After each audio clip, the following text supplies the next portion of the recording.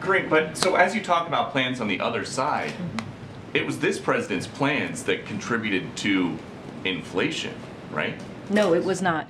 It was this president's plan. If we talk about the American Rescue Plan, look, Peter, when the president walked into this administration, there was an economic crisis, there was a COVID crisis, there was a climate change crisis, and we're still dealing with a lot of that right now. But the president turned the economy back on. There were businesses that were closed, schools that were closed, and because of the American Rescue Plan, by the way, no Republican voted for that plan, and that plan had $350 billion for public safety, another thing that Republicans talk about, but they actually don't do, and they don't push forward on a policy that will help our law enforcement.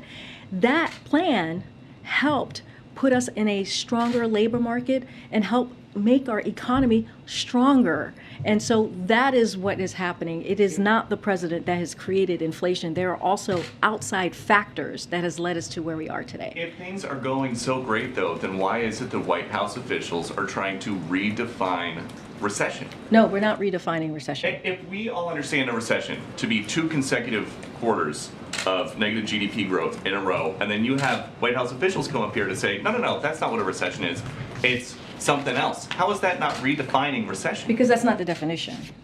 That is not the definition. Brian Deese said in 2008, of course, economists have a technical definition, which is of a recession, which is 2 consecutive quarters of negative growth.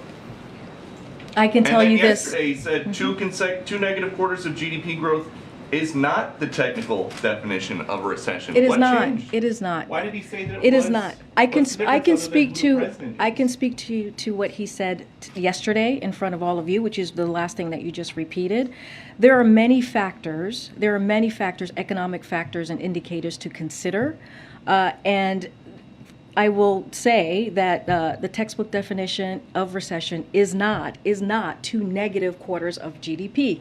We have a strong labor market. We have business that's investing. We have consumers that are also very much investing and purchasing. That is incredibly important. We have 3.6 unemployment. You do not see that in a pre-recession, and you do not see that in a recession. So the factors that we are seeing right now, the economic indicators, does not show that we're in a recession. And I'll read, since you gave me some quotes, I'll give you some as well. In 2009, the St. Louis Fed said, while the popular definition of recession is 2 consecutive quarters of negative real gross domestic product GDP growth, the NBER, which we have mentioned many times in this room, does not strictly abide by this designation.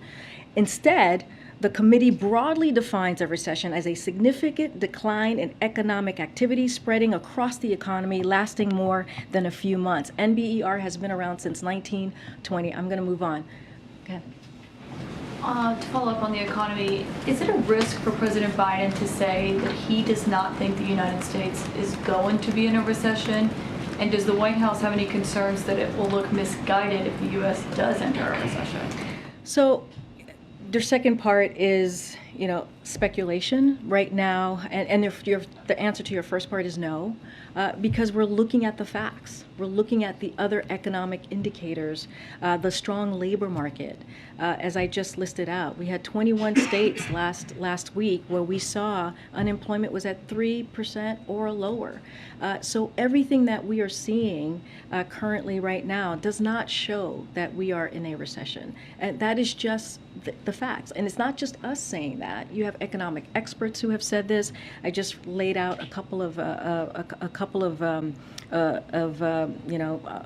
outlets who have said this as well. And so there is not, and I'm happy to list more economic folks who have said this as well. Citigroup's Jane Fraser, little of the data I see tells me the U.S. is on the cusp of a recession. Moody's Analytics, Mark Zandi, I still have no recession in my forecast, and job numbers are growing are incongruous with fears that recession is dead ahead. And so that matters too. So it's not just us saying this, there are other experts as well who have weighed in on this.